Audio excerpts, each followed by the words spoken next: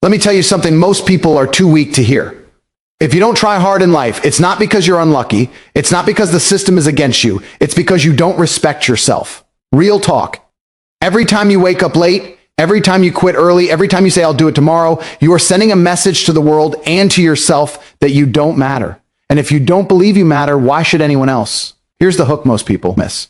Effort is not about talent, motivation, or luck. Effort is about self-respect. High-value people don't wait to feel like it. They move because they know who they are. When you respect yourself, you don't negotiate with weakness. You don't beg for comfort. You get up and you work, even when it's hard, even when it's boring, even when nobody is watching. Especially when nobody is watching, look around you. The world doesn't reward potential. It rewards execution. You can be smart and still broke. You can be talented and still irrelevant.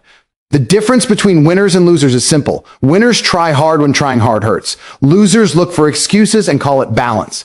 If you truly respected yourself, would you allow yourself to stay average? Would you let another year pass doing nothing with your potential? Or would that anger you enough to change? Let me be clear. Trying hard is not about working nonstop like a machine. It's about standards. It's about saying, I refuse to be the kind of person who quits. When you train your body, sharpen your mind, and discipline your habits, you build something priceless, confidence that cannot be shaken. And once you have that, no one can intimidate you, no failure can break you, and no opinion can control you. Most people think effort is about success, money, or proving something to others.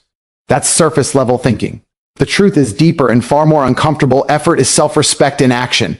When you try hard, you're not chasing applause. You're honoring your own existence. You're saying without words, I matter enough to show up fully. And when you don't try, when you cut corners, procrastinate, or settle for good enough, you're sending the opposite message, not to the world first, but to yourself. Here's a hook most people avoid.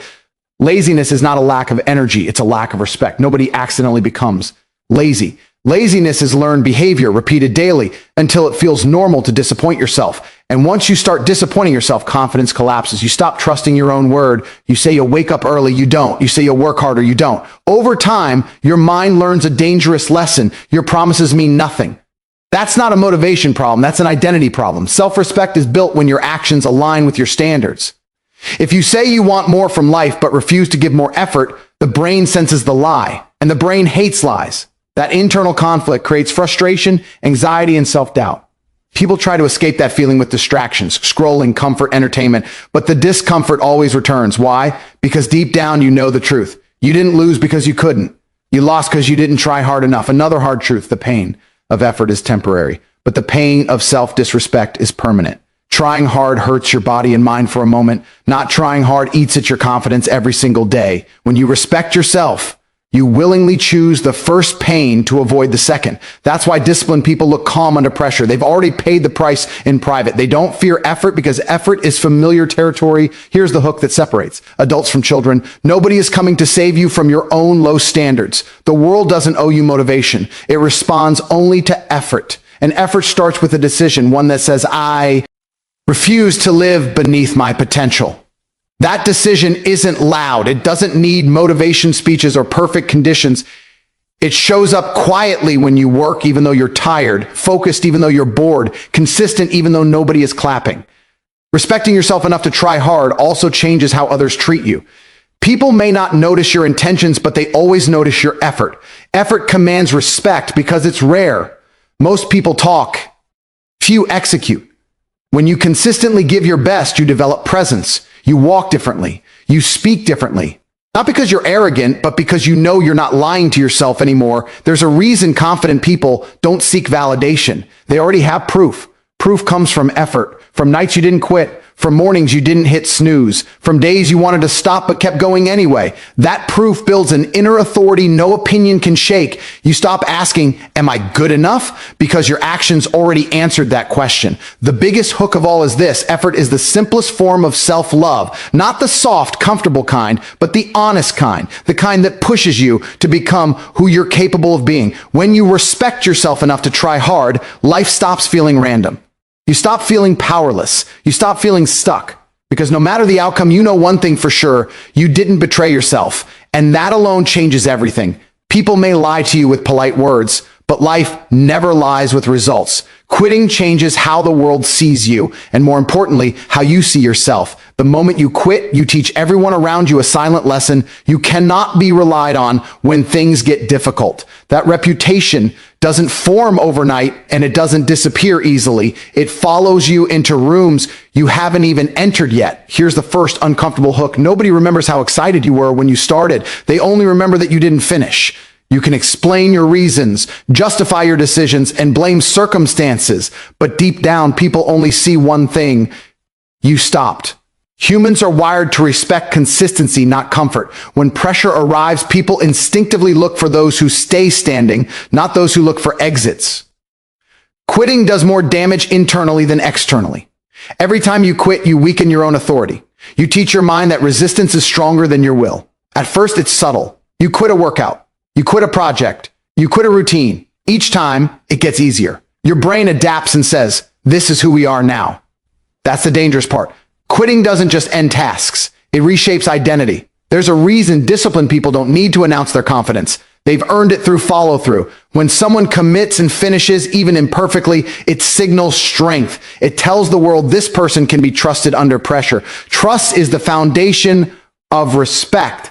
Without it, talent means nothing, intelligence means nothing, and ambition becomes noise.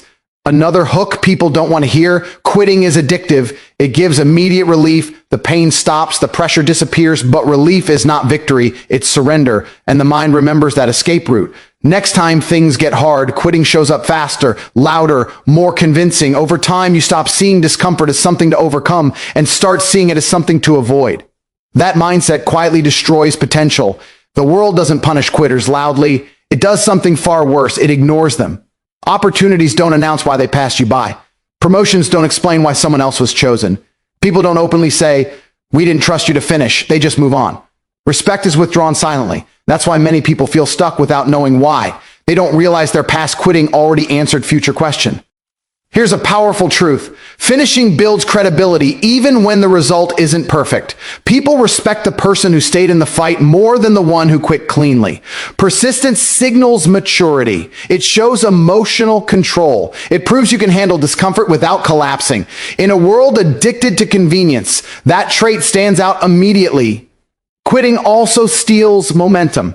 Progress compounds only when actions stack. When you quit, you reset yourself back to zero mentally. You don't just stop the task, you stop believing growth is possible. That belief gap is what separates those who rise slowly but surely from those who stay trapped in cycles of starting over. The strongest hook is this: you don't quit because it's impossible. You quit because your standards allow it.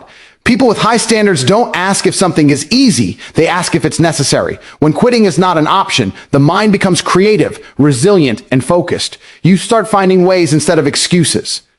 And that shift alone changes how people respond to you. Respect is never demanded. It's observed. It's built when you show up again after failure, when you continue after embarrassment, when you stay committed after the excitement fades. The person who doesn't quit becomes rare, and rarity commands attention. In the end, the world doesn't reward perfection. It respects endurance. Most people wait to feel motivated before they move, and that single habit keeps them average for life.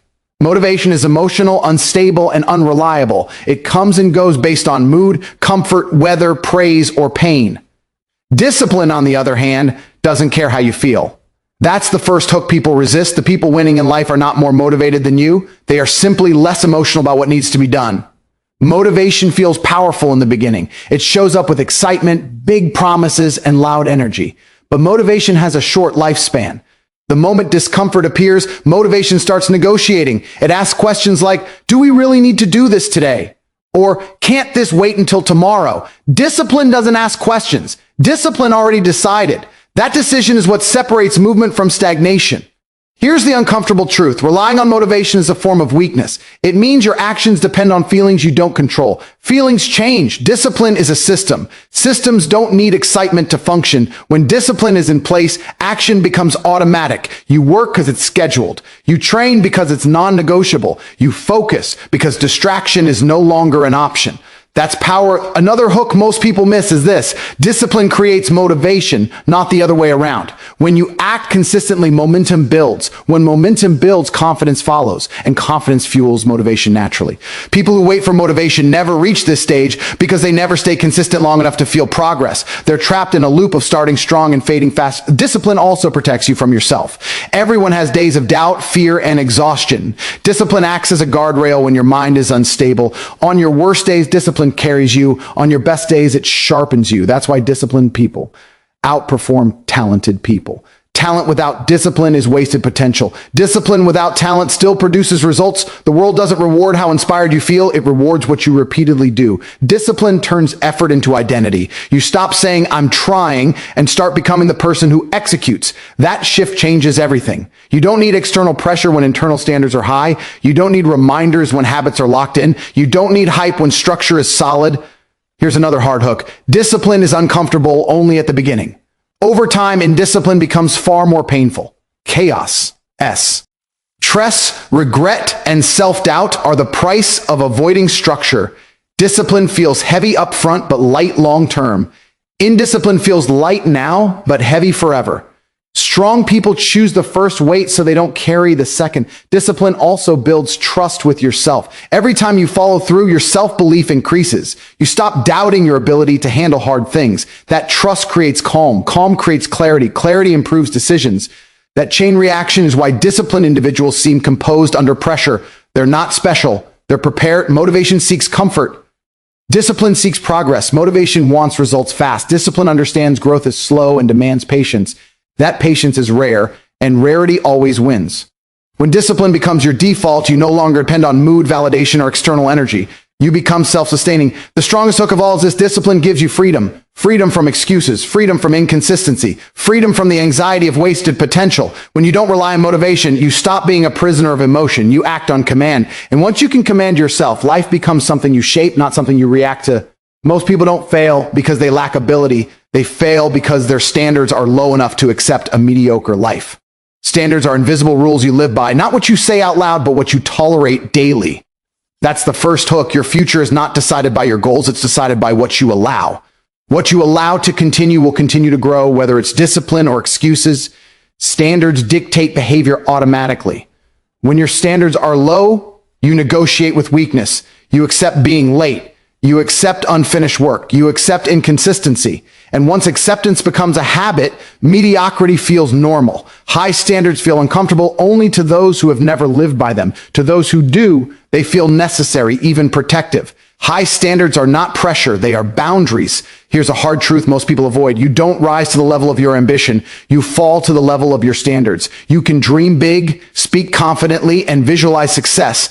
But if your standards allow shortcuts, distractions, and half effort, your behavior will always betray your words. The mind follows the rules you set. If the rules are weak, the results will be weak. Raising your standards doesn't mean doing more. It means accepting less nonsense, less procrastination, less tolerance for excuses, less emotional decision-making. When standards rise, choices become simpler. You stop asking, "Should I do this?" because the standard already answered. This is how high performers conserve mental energy. They don't debate with themselves all day. Their standards decide for them. Another powerful hook is this: standards shape identity faster than motivation ever could. When you consistently operate at a higher standard, you begin to see yourself differently. You no longer identify as someone who tries, you identify as someone who delivers. That shift is subtle but permanent. Once your self-image changes, your behavior aligns automatically. You don't force excellence. You expect it. Low standards create chaos. Chaos creates stress. Stress creates burnout. People often blame pressure for their exhaustion, but pressure isn't the enemy. Lack of structure is. High standards create structure. Structure creates clarity. Clarity creates confidence.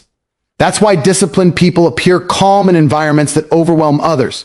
They are not reacting. They are operating within rules they already established. The world responds aggressively to standards. When you raise yours, life tests you immediately. Discomfort increases. Resistance shows up. Doubt gets louder. That's not a sign you're wrong. It's proof you're changing. Weak standards never get tested because the why never threaten comfort. Strong standards invite resistance because they challenge the old version of you. There's also a social cost to low standards.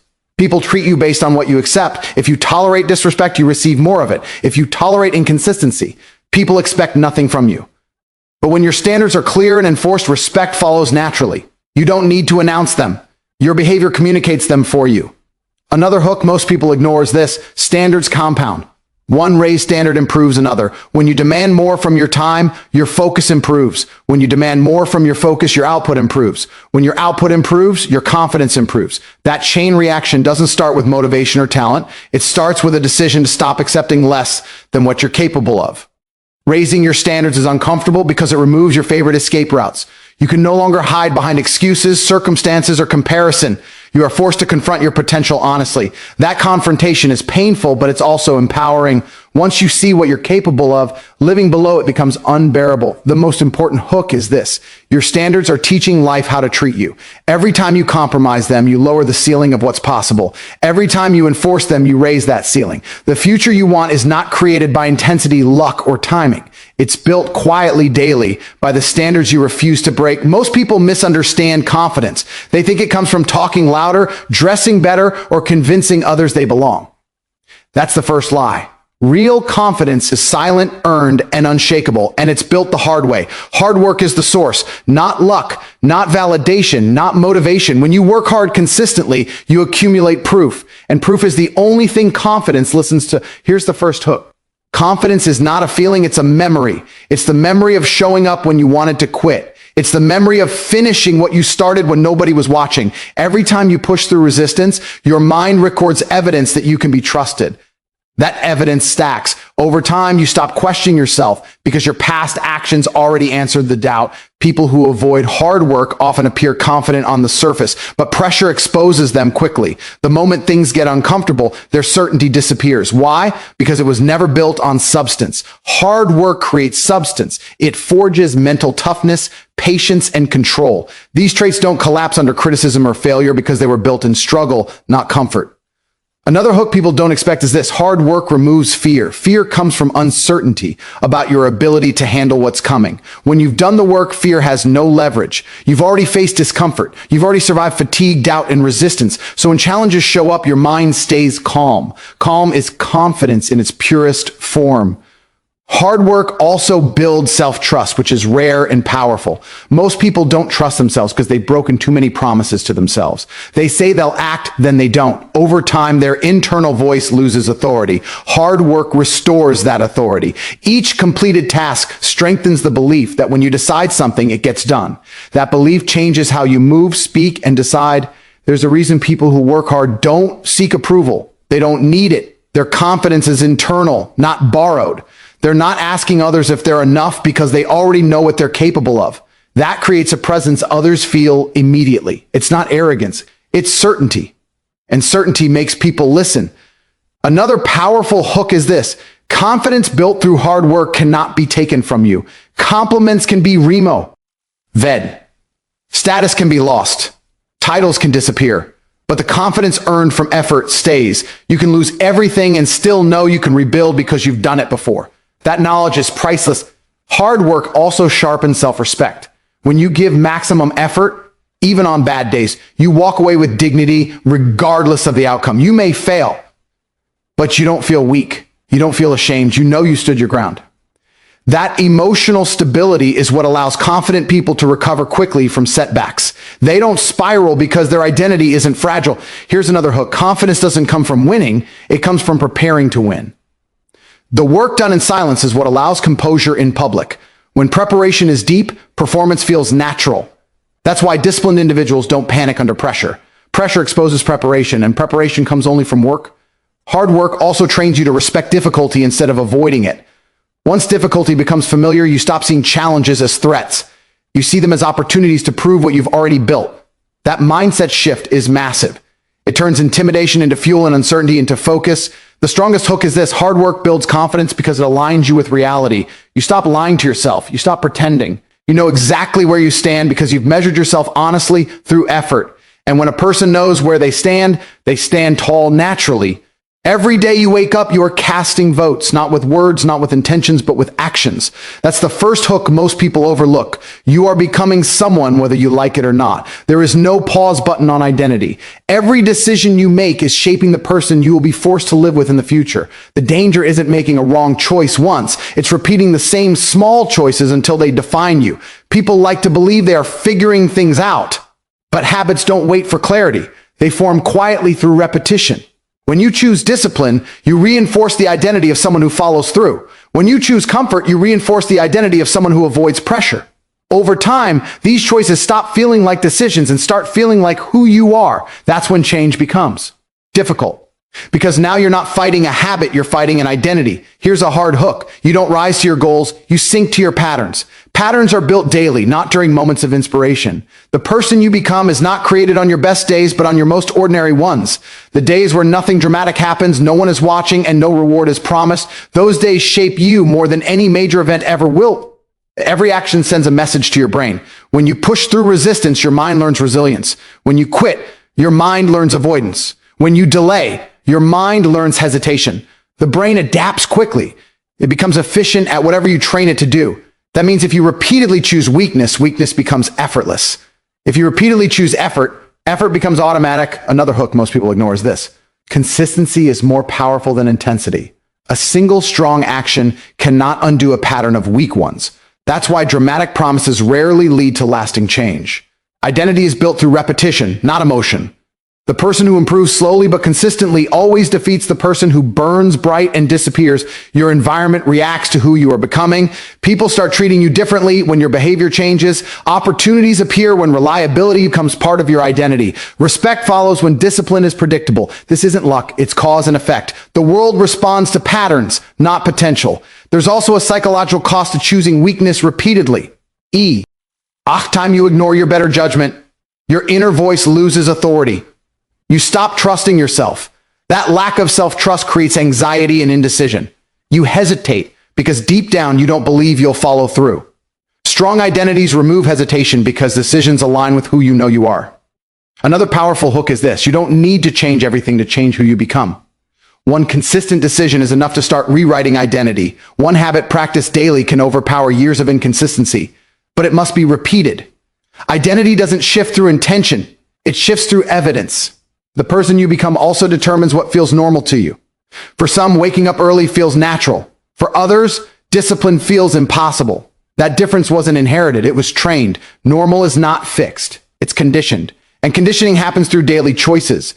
Avoiding responsibility is also a choice, and it builds a very specific identity, an identity that feels trapped, resentful, and dependent. Taking responsibility builds the opposite, an identity that feels capable and in control. Control is confidence, and confidence changes how you move through the world. The most important hook is this. The future version of you is already being built silently by what you do today, not by what you plan, not by what you say, by what you repeat. You won't suddenly wake up as a disciplined, confident, respected person. You will arrive there step by step, choice by choice. And the version you become tomorrow is voting on the life you'll live next year. Here's another hook. Motivation fades, but identity lasts. Stop asking how to feel motivated and start asking who you are. Are you the person who shows up or the person who talks big and delivers nothing? Every hard effort you make is a vote for the stronger version of you. Every lazy choice is a vote for weakness. Choose wisely because you are becoming someone every single day. So I'll end with this. Respect yourself enough to try hard. Not tomorrow, not next week. Today. Demand more from yourself than the world demands from you. Because when you raise your standards, your life is forced to rise with them. And once you truly respect yourself, you'll realize something powerful. Trying hard isn't suffering, it's freedom.